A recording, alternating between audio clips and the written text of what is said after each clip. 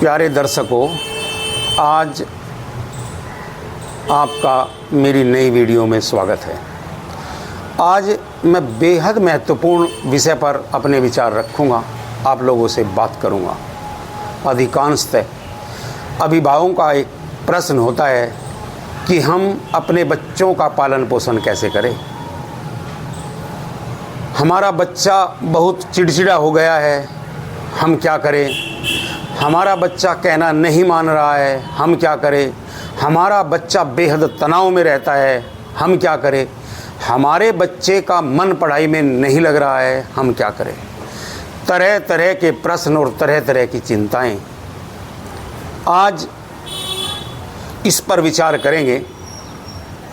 मैं 5 पॉइंट के माध्यम से अपने विचार, अपनी बात आप लोगों के सामने रखूंगा। पहला पॉइंट है कि हम अपनी महत्वाकांक्षाएं बच्चों पर न थोपें। वे मासूम हैं, वे छोटे हैं, वे नाजुक हैं। अपनी अतृप्त कामनाएं उन पर थोपना गलत है। महत्वाकांक्षा की अंधी दौड़ में अपने बच्चों को न लगाए। ये समाज, स्कूल, ये सब तो ये काम कर ही रहा है। कृपया करके हमें कभी भी अपने बच्चों को महत्वाकांक्षा की दौड़ में नहीं लगाना चाहिए। हम सोचते हैं कि हमारा बच्चा डॉक्टर बने, कोई सोचता है हमारा बच्चा इंजीनियर बने, कोई सोचता है हमारा बच्चा आईएएस बने। मूल में उद्देश्य ये रहता है कि हमारा बच्चा बड़ा होकर ज़्यादा से ज़्यादा धन कमाए। लेकिन बंधुओं, क्या धन ही सुख का स्रोत है? क्या धन से ही सुख प्राप्त किया जा सकता है? क्या धन ही एकमात्र वो कारण है जिससे हम सुख प्राप्त कर सकते हैं? क्या ऐसा देखने में आ रहा है?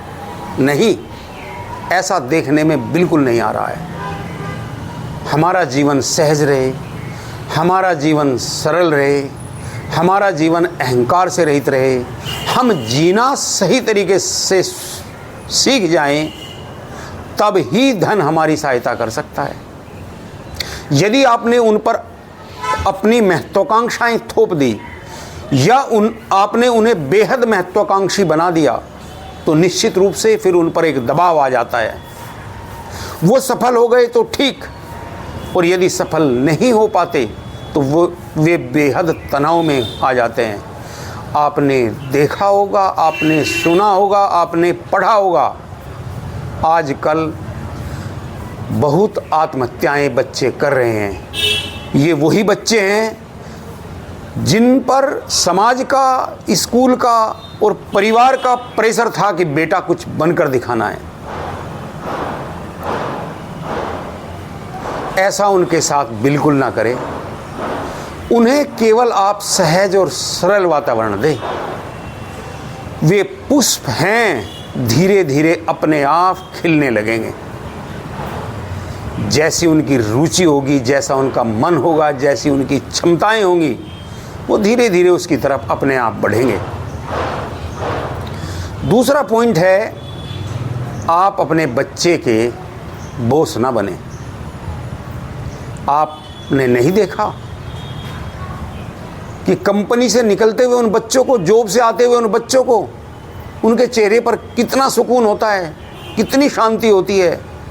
वो बॉस के प्रेशर झेल नहीं पा रहे हैं, और आप घर में फिर वही वातावरण पैदा करना चाह रहे हैं। ये गलत है। आप उनके सहयोगी बने, आप उनके मित्र बने, लेकिन बॉस ना बने। नहीं तो बच्चा आपसे इरिटेट होने लगेगा, बच्चा आपसे दुखी हो जाएगा, और वो फिर सुख और शांति की तलाश में बाहर जाएगा।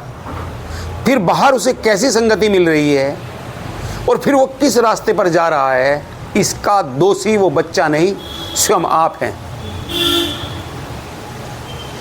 हम बच्चे के मालिक नहीं हैं, हमने पैदा नहीं किया है। वो हमारे माध्यम से जरूर पैदा हुआ है, लेकिन वो पैदा परमपिता परमेश्वर ने किया है। आपका काम सिर्फ इतना है कि उसके प्रति सहज रहे। यदि आप बोस बनकर रहेंगे तो निश्चित रूप से धीरे धीरे वो दुखी हो जाएगा और आपसे कट जाएगा। आपने बहुधा शिकायत सुनी होगी कि बच्चा जैसे ही आत्मनिर्भर होता है, जैसे ही बड़ा होता है, जैसे उसकी जॉब लगती है, वो अपने पेरेंट्स को भूल जाता है। क्यों? क्योंकि वो दुखी था, वो तंग आ चुका था, उसके पास कोई ऑप्शंस नहीं थे उस घर से दूर जाने के, उस घर से भाग जाने के। इसलिए बच्चे के साथ जितना हो सके सहज रहे। तीसरी बात, बच्चों के प्रति ईमानदार रहे। एक बात मैं स्पष्ट कर दूं, हम ही बच्चे को ऑब्जर्व नहीं कर रहे हैं कि बच्चा क्या कर रहा है, क्या नहीं कर रहा है, कितना पढ़ रहा है, कितना नहीं पढ़ रहा है, क्या खा रहा है, क्या पी रहा है, कहाँ जा रहा है। बच्चा भी हमें ऑब्जर्व करता है, हम क्या कर रहे हैं। ऐसा तो नहीं कि हम उसके रूम में जाकर उसे डांट रहे हैं मोबाइल नहीं चलाना चाहिए, ये आंखों के लिए हानिकारक होता है, ये इसकी ये हानि है, इसकी ये हानि है, इसकी ये हानि है। हम 10 मिनट वहाँ उपदेश देकर फिर अपने कमरे में जाकर स्वयं फोन चला रहे हैं। ऐसा तो नहीं हम बात बात पर क्रोधी हो रहे हैं, हम बात बात पर तनाव में आ रहे हैं, हम ईर्ष्यालु हैं, हम लोभी हैं और बच्चों को रोक रहे हैं उन चीज़ों से। नहीं, वो भी हमें ऑब्जर्व कर रहा है। इसलिए हमेशा उसको बोलकर नहीं, डांट कर नहीं, बल्कि करके सिखाओ। बच्चा प्रेरणा लेता है, माता पिता उसके हीरो हैं। यदि उनके अंदर उदात्त गुण होंगे, उनके अंदर अच्छे गुण होंगे, धीरे धीरे उसका प्रभाव बच्चों पर भी पड़ेगा। चौथा पॉइंट है, केवल उन्हें सकारात्मक चीज़ों के लाभ ही ना बताएं। केवल उन्हें ये ना बताएं कि यदि आप सफल हो गए तो आपका जीवन कितना सुखमय होगा, यदि आप पास हो गए, यदि आप डॉक्टर बन गए, यदि आप इंजीनियर हो गए, यदि आपका सम्मान हो रहा है तो इसके क्या लाभ हैं, इसके क्या बेनिफिट है, आपका जीवन कितना अच्छा हो जाएगा। उन्हें निगेटिव बातें भी बताएं। यदि वो फेल हो गया तब कैसे जीना है ये भी बताएं। यदि उसके पास ज़्यादा धन नहीं है तब उसे कैसे जीना है ये भी बताएं। यदि वो ज़्यादा सफल नहीं है, असफल हो गया, तब क्या जीना है ये भी बताएं। आप उन्हें उनके जीवन के दोनों पक्षों के बारे में बताएं। आज हम क्या कर रहे हैं, हम उन्हें सिर्फ ये बता रहे हैं कि बेटा IAS बन गया तो ये लाभ होगा, बेटा इंजीनियर बन गया तो ये लाभ होगा, बेटा अगर तूने ज़्यादा धन कमा लिया तो इतने सुख से जी पाएगा।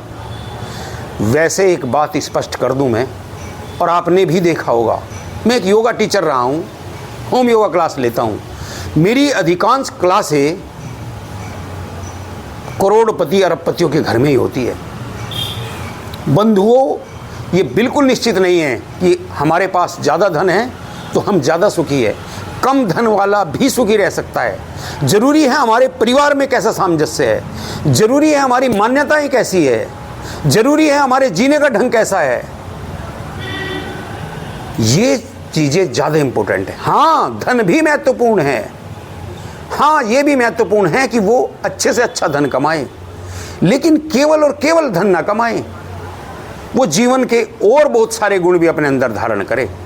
इसलिए उनको विशेष परिस्थितियों में, बुरी परिस्थितियों में रहना भी सिखाएं।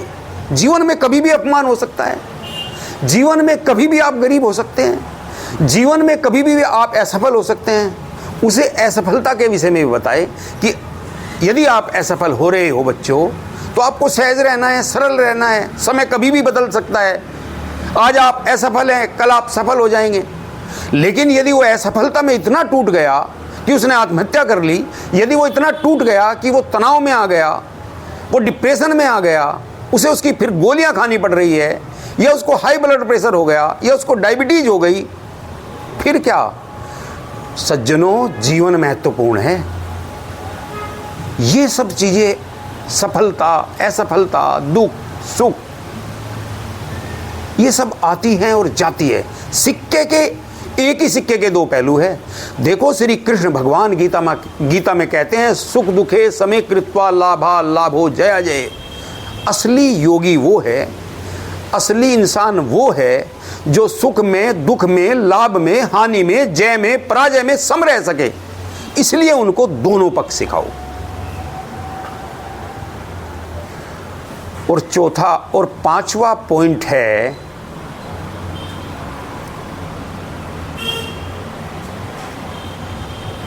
उनका केवल मस्तिष्क ही विकसित मत करो,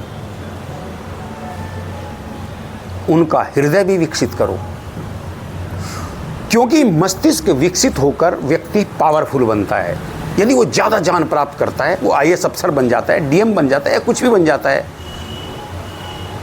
निश्चित रूप से उससे वो ज़्यादा धन कमा सकता है। लेकिन यदि उसका हृदय विकसित नहीं है तो कोई लाभ नहीं है उसकी पावर की। वो पावर उसको भी और उसके आसपास के लोगों को भी हानि पहुंचाएगी यदि वो हृदयहीन है। इसीलिए बच्चे के विकास में जहां उसके मस्तिष्क का विकास करना है, वहीं उसके हृदय का विकास भी अनिवार्य है। यदि आप उसे एक सामाजिक और एक अच्छा सामाजिक प्राणी बनाना चाहते हैं, और याद रखें, यदि वो एक अच्छा सामाजिक प्राणी है तभी वो हमारी भी सुन सकता है और हमारी भी सेवा कर सकता है, या हमारी भी बात मान सकता है, या हमारे भी साथ रह सकता है।